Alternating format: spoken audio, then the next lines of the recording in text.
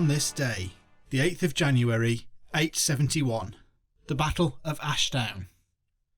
Just 4 days after they'd been defeated at the Battle of Reading, King Aethelred of Wessex and his younger brother Alfred marched their forces out to face the invading Danish Vikings again.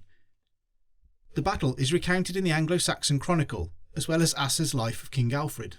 The Danes, led by Kings Bagset and Halfdan, arrived first and deployed their men along a ridge that gave them the advantage of higher ground.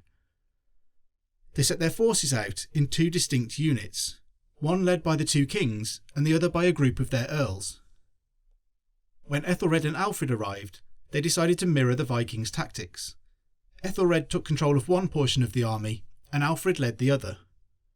The sources then describe Aethelred retiring to his tent in order to hear mass before the battle. Alfred impatiently ordered his men to begin the assault, perhaps fearing that he would be caught between the 2 Viking forces in his brother's absence. He ordered his men to charge uphill and engage the Danes. The furious fighting seems to have revolved around a thorny tree on the top of the ridge. Aethelred then arrived to reinforce Alfred, and the Vikings were crushed, taking heavy casualties. King Bagset was killed and 5 of the Danish earls were amongst the dead too. The Saxons pursued the fleeing Vikings, cutting down as many as they could catch until darkness fell. Often seen as a sign of Alfred's determination, his leadership and his impetuousness, it's also possible that Aethelred's delayed engagement was part of a plan to lull the Vikings into a group and then take them by surprise. It seems to have been Aethelred's arrival that guaranteed victory, rather than Alfred's early attack.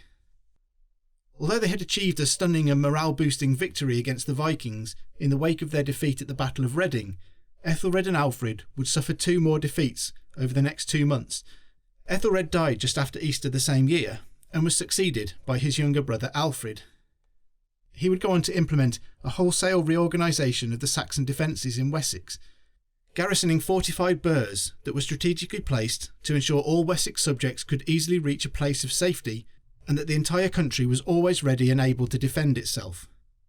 This led to a pushback against the apparently unstoppable Vikings, ultimately cutting England in half and bringing some degree of peace between the 2 regions. For his part in the fight back, Alfred would be given the title the Great. A man of learning and justice, on this day in 871, he was a decisive man of war.